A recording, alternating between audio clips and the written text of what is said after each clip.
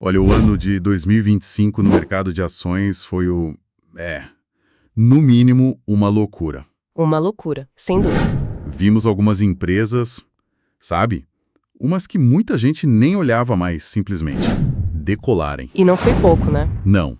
Estamos falando de valorizações de 100%, 200%, até quase 300% em um único ano. Exato. É o tipo de coisa que faz todo mundo parar e se perguntar: o que aconteceu aqui? Pois é. Então essa é a nossa missão hoje. Vamos tentar usar os dados de mercado, os balanços, para fazer uma espécie de engenharia reversa desses sucessos. Entender o DNA dessas empresas, né? Exatamente, qual é o DNA delas? E principalmente, que lições a gente pode tirar disso? Pois é. E eu acho que o mais legal aqui não é só ficar olhando o número, o 200%, 300%. O nosso trabalho é ser meio detetive e entender o que liga os pontos. Sim, O que essas empresas fizeram de parecido para chegar nesse resultado, porque no fim das contas não existe bola de cristal, não mesmo. mas existem padrões. E entender esses padrões é o que ajuda a gente a tomar decisões melhores lá na frente. Perfeito, então vamos começar pintando o quadro completo só para a gente ter a dimensão do fenômeno. Vamos lá? E o mais curioso é que não foi algo restrito a um setor, foi bem espalhado. Por exemplo, no setor bancário, tivemos o Banco Paine, PINE4, fechou o ano cotado a R$ 3,92, uma alta de 175%.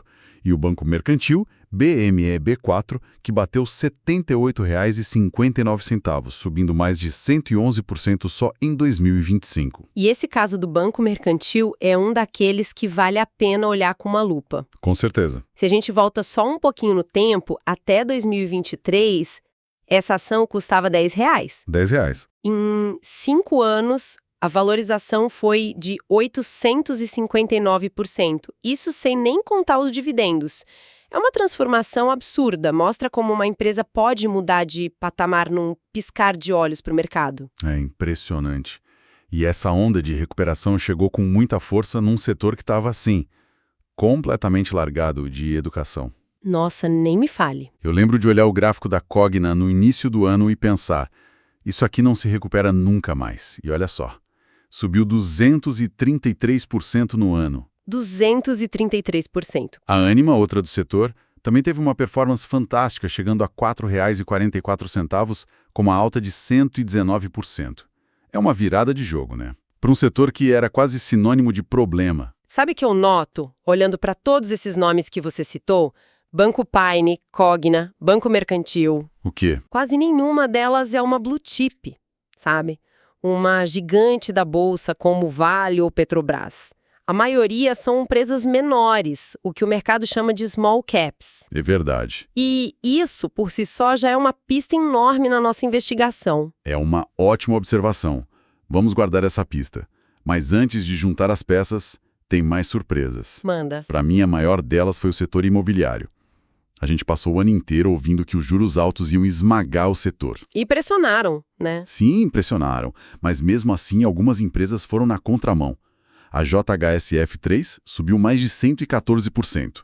A Moura do Bux foi para R$ 25,00, alta de 85%. E a Lave? A Lave também, Também. que atua com empreendimentos, bateu R$ 15,41, subindo 107%. Como isso é possível? Isso quebra aquela regrinha de bolso que muita gente usa, de que juro alto é ruim para construção, então venda tudo. Exato. Estava fazendo o dever de casa na gestão específica de cada empresa. E até em setores que são considerados super previsíveis. As vacas leiteiras da Bolsa. As utilities. Isso, as utilities. Tivemos movimentos fortes. O exemplo da Copasa, a empresa de saneamento de Minas Gerais, CSMG3, é perfeito. Subiu 111%. Saiu de R$ 20,53 para R$ 43,43. Eu conheço gente que achava a ação caríssima a R$ 20 no começo do ano. Imagina agora, né? Pois é. E para fechar essa lista, o caso mais extremo de todos. Aura, código Aura33, uma mineradora de ouro. Essa foi impressionante. Subiu absurdos 266%, surfando a alta do metal. Então a gente tem na mesma lista um banco, uma empresa de educação, uma construtora e uma mineradora. Não poderiam ser mais diferentes. Exatamente. E é isso que torna a análise tão rica. Se fosse um único setor, a gente poderia dizer, foi o boom de uma commodity, ou foi uma nova regulação. Sim, seria fácil explicar. Mas aqui não. A diversidade nos força a procurar por características mais profundas, quase comportamentais, que essas empresas compartilham. É aí que o aprendizado de verdade acontece. Ok, então vamos juntar as peças. A primeira pista que você levantou foi o tamanho. A maioria delas são small caps. Por que isso importa tanto? Bom, pense nisso como a diferença entre um barco pequeno e um navio cargueiro gigante. Ok. O barco pequeno, uma lancha, consegue fazer uma curva de 180 graus em segundos. É ágil, é rápido. Já o navio cargueiro precisa de quilômetros para fazer a mesma manobra. Faz sentido. Uma small cap de 2 bilhões de reais é esse barco ágil. Uma gigante de 200 bilhões é um navio. Para ela dobrar de tamanho, a economia inteira quase precisa se mover a favor dela. Entendi. Para a pequena, às vezes basta um bom contrato, uma reestruturação interna e ela já dobra de valor. O potencial de crescimento percentual é muito maior. O banco mercantil, mesmo depois dessa alta toda, ainda tem um valor de mercado de 6,64 bilhões. Ainda é um barco ágil perto dos grandes transatlânticos do Ibovespa. Entendi a analogia, faz todo sentido. Então, o primeiro ingrediente da nossa receita parece ser o tamanho, o potencial de crescimento. Mas isso não basta, certo? De jeito nenhum. Existem muitas empresas pequenas na bolsa que não saem do lugar. Olhando para a Cogna e Caânima, por exemplo, elas não eram apenas pequenas. Elas eram odiadas pelo mercado. Exato. Ambas estavam no que a gente poderia chamar de vale do pessimismo, não é? Perfeitamente colocado. E esse é o segundo ingrediente crucial: a recuperação e a subprecificação. Muitas dessas empresas não estavam apenas baratas, elas estavam sendo punidas pelo mercado. O mercado, por ser movido por emoções, no curto prazo, tende a exagerar. Muito. Quando uma empresa vai bem, ele joga o preço para a estratosfera. E quando vai mal, ele enterra, às vezes precificando um cenário de falência que nunca acontece. E a Cogna é o exemplo clássico disso, né? Clássico. Tinha um histórico recente muito ruim. Dívidas, resultados fracos, o pessimismo era generalizado. Total. Só que, para quem teve a coragem de investir quando ninguém mais queria, o resultado foi espetacular. É verdade. Isso ensina que o preço que se paga é tão ou mais importante que a qualidade do ativo em si. Comprar uma empresa excelente por um preço absurdo pode ser um péssimo negócio. Sim. E comprar uma empresa razoável, mas que está melhorando, por um preço de banana, pode ser um negócio extraordinário. Certo. Então temos empresas pequenas, ágeis e que foram tão castigadas pelo mercado que qualquer notícia boa já causaria um impacto enorme no preço. Mas ainda falta uma peça.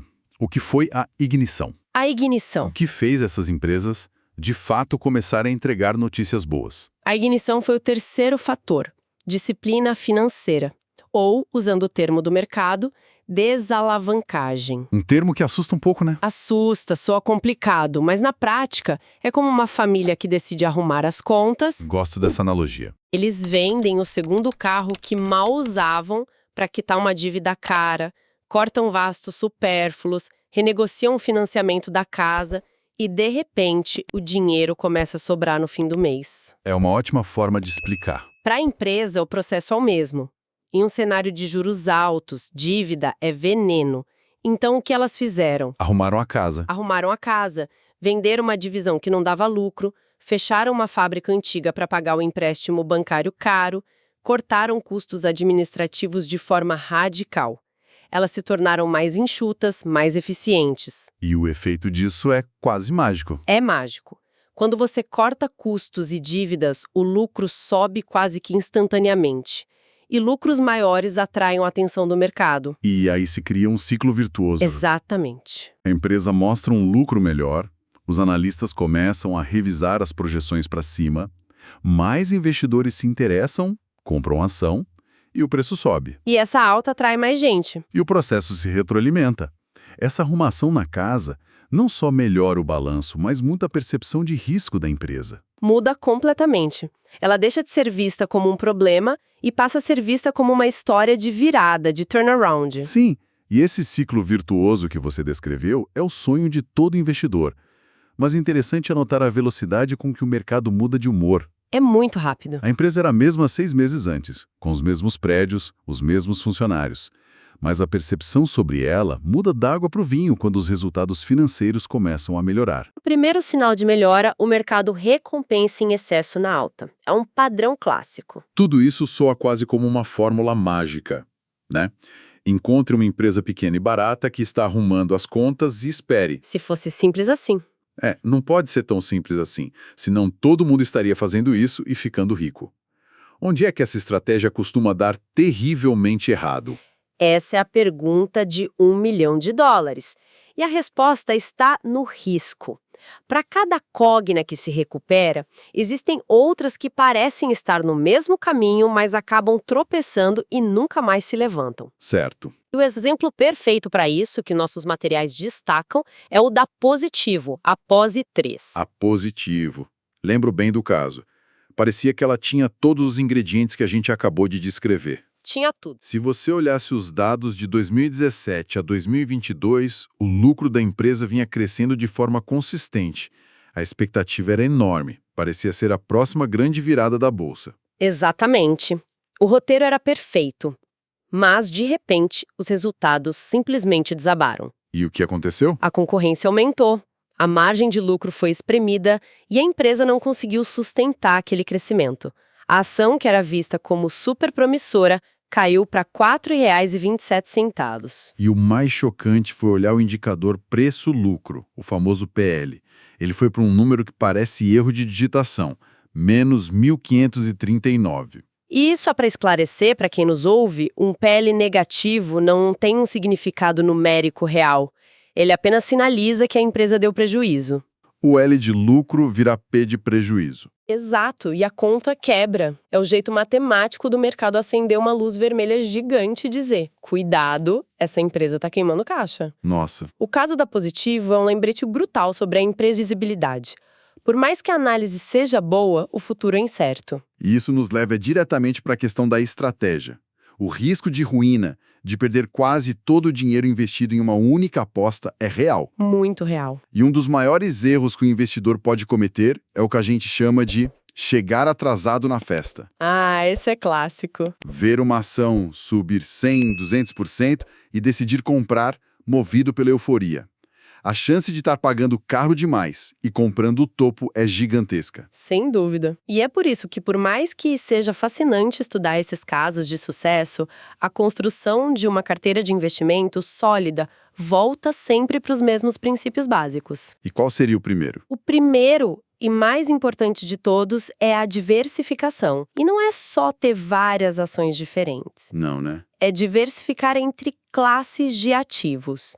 Ter uma parte em ações, claro, mas também em fundos imobiliários para gerar renda, uma parcela em renda fixa para dar segurança e liquidez e até um pouco de ativos internacionais que se comportam de forma diferente do nosso mercado aqui. E mesmo dentro da carteira de ações, a diversificação é fundamental.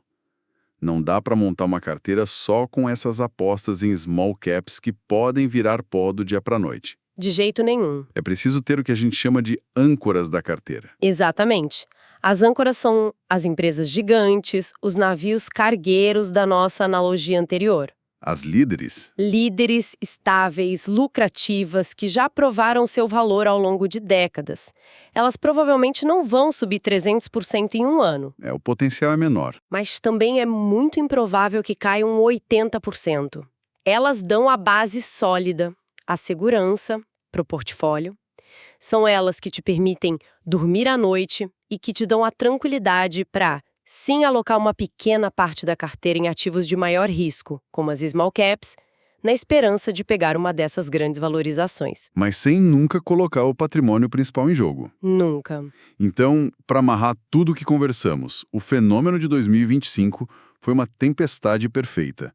Tivemos empresas pequenas, ignoradas ou punidas pelo mercado. Que fizeram um trabalho forte de reestruturação financeira num momento crucial. E a combinação desses fatores gerou essas altas explosivas. Mas a lição principal talvez não seja como encontrar a próxima, mas como entender que esse potencial de ganho vem sempre de mãos dadas com um risco muito elevado. E olhando para frente, para 2026, o cenário exige ainda mais cuidado. Essa tendência de valorização das small caps que ficaram para trás pode até continuar. Mas, Contudo, temos um elemento a mais na equação. 2026 é ano de eleição presidencial. é verdade. E o histórico mostra que anos eleitorais trazem uma camada extra de incerteza e volatilidade para o mercado. Os humores mudam rápido, as narrativas mudam. Estar preparado com uma carteira diversificada e resiliente é mais importante do que nunca. Perfeito. E para encerrar, fica aqui um pensamento para reflexão. Em vez de se perguntar qual será a próxima ação a subir 300%, talvez a questão mais poderosa e estratégica seja outra. Qual? Como uma carteira pode ser construída para se beneficiar da alta de alguns ativos sem ser destruída pela queda inesperada de outros? Aqui vai um resumão sobre as ações que simplesmente dispararam em 2025 e os padrões que a gente encontrou por trás desse crescimento todo. Nossos estudos analisaram empresas com ganhos de até quase 300%, sabe? A gente fez isso para entender o que impulsionou esse crescimento e quais lições podemos tirar para futuras estratégias. Primeiro, o tempo foi crucial. Muitas dessas empresas estavam vindo de um período meio ruim, com as ações bem baratas. Isso mostra que comprar um ativo por um preço baixo, mesmo que a empresa não seja, assim, a melhor do setor, pode gerar retornos absurdos. A Cogna, por exemplo, valorizou 233%. Já o Banco Paine subiu mais de 175%. E a Aura, que foi a maior alta, chegou a 266%, muito por causa do preço do ouro. Segundo ponto, a maioria eram small caps, ou seja, empresas com menor valor de mercado. A lógica é bem simples, né? É matematicamente mais fácil uma empresa de 2 bilhões de reais dobrar de valor do que uma gigante de 200 bilhões. O Banco Mercantil, por exemplo, subiu 111% em 2025. E pensar que em 2023 a ação custava só R$10. E por fim, o foco na saúde financeira. Essas companhias fizeram o dever de casa. Elas reduziram dívidas, venderam ativos que não eram essenciais e cortaram custos. Essa melhora nos lucros, claro, chamou a atenção dos investidores. Foi o caso da Copasa, que também subiu 111% no ano. Em resumo, o grande desempenho em 2025 esteve focado em empresas menores que estavam se recuperando financeiramente e foram compradas por um preço considerado bem atrativo. Esse estudo não constitui nenhum serviço de análise ou recomendação, tá? Este é o mercado de renda variável, bolsa de valores, onde o risco é inerente. Toda e qualquer decisão é de cada investidor. Um abraço e até a próxima.